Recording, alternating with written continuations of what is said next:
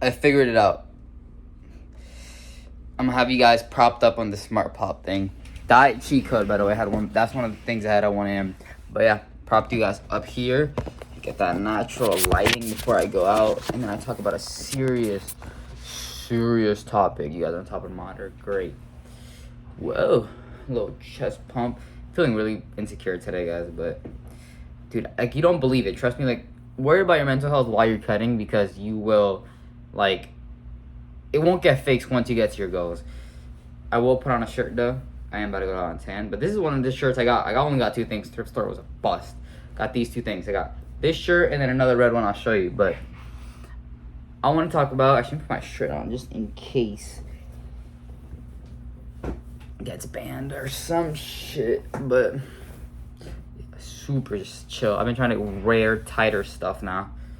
Super cool. But yeah, very important thing. Mindset changes that really clicked for me and helped reduce my binging and just help my life, honestly. Number 1, and it's the biggest tip I have for you guys, right? I get so many people who just text me or DM me from you guys. Dude, I need a code word. I'm just gonna say I'm stuck in the cycle.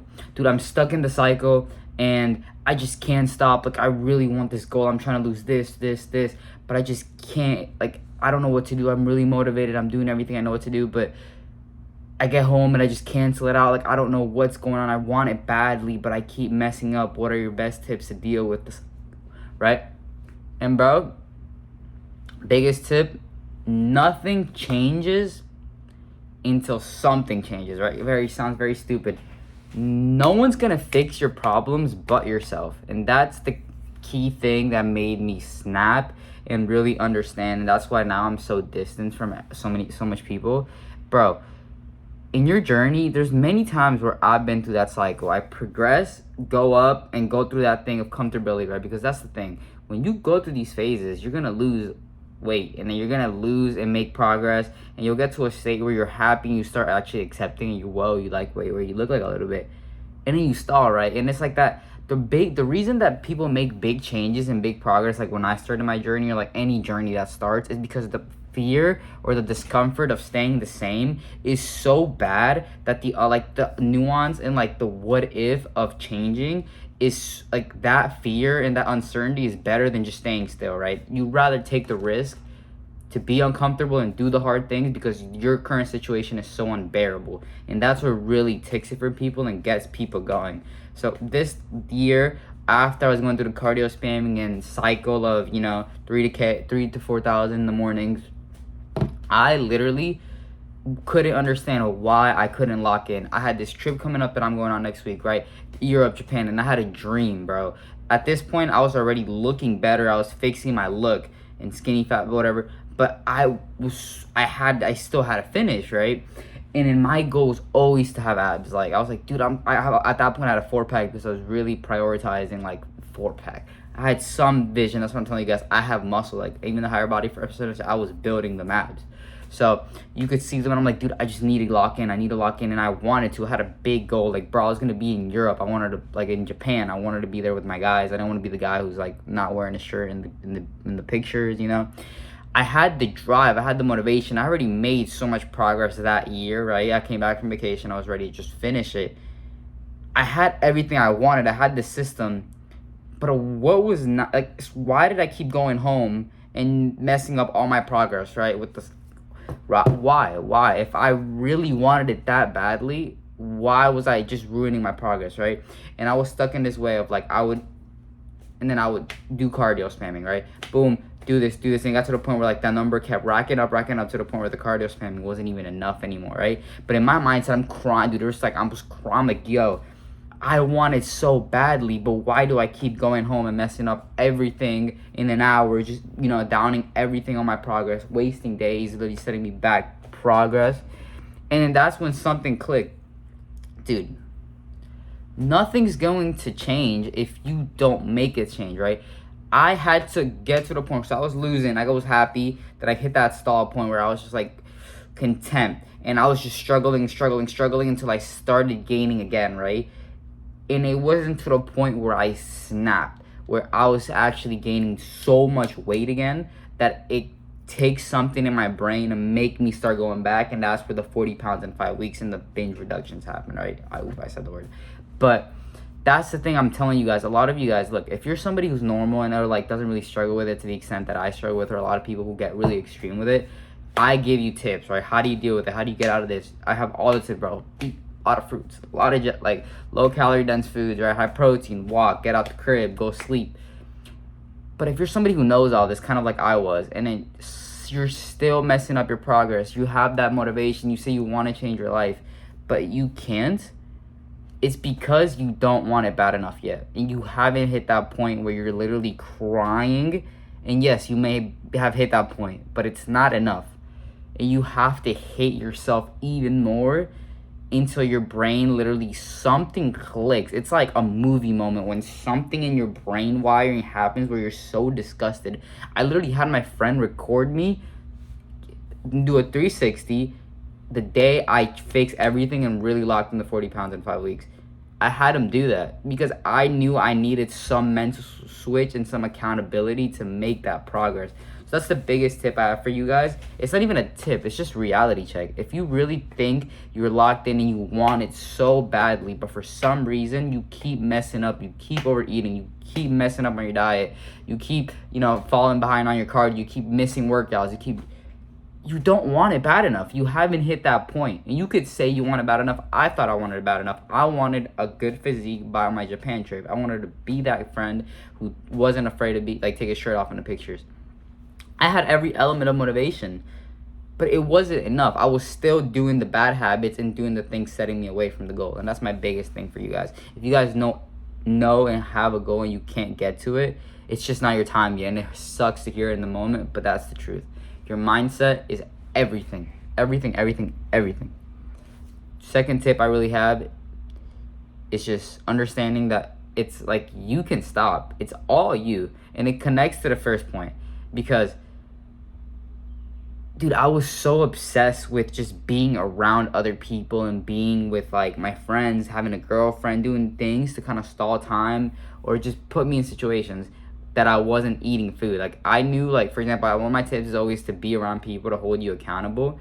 But if you're somebody who's still doing these tips and in the moment you go home and you're just alone, it's like when you're going crazy and stuff and it's like obsessive, you have to, again, go back to the first point, reach the point where it's bad enough that you make a change. I was always trying to spend around my time with other people. Dude, I would ask my friends to sleep over so I wouldn't do this. And then it got to the point, yes, it worked the first couple of days when I was sleeping over to the crib. But naturally, my habits started coming back, and I was getting up in the middle of the night to go overeat at their house. Like, it was getting embarrassing. I was going in their fridges and eating their food. There was nights, like, dude, where I sleep in my car downstairs, slept in the car, just so when I got up, I literally couldn't, because I can't come back upstairs. Like, when I don't have a key to the thing, like, to my house, like, apartment complex. So I was stuck in my car sleeping, so I couldn't. Like, I tried every hack, and the only thing that really stuck into this day is just the fact when you understood that all of that stuff is stupid, and it's because you know that it's like it's your fault. Stop trying to find excuses and methods. Just it's you, and it's so bad. It all comes back to the first point. Something has to snap. Something in your internal like brain wiring is gonna completely alter and make you propel. So if you're in that situation where you just feel like you're hopeless and you don't know what to do, I'm sorry, but dude, keep trying every day a new methods. Try something different. Try a new recipe. Try a new workout. Try a new environment change. Try going a different route. Try the little stupid things. I would sleep on a different side of the bed. I would try a different cover. I'd put 2 covers to weigh myself down so I wouldn't be getting up to eat. Dude, try every little thing. Don't ever give up hope.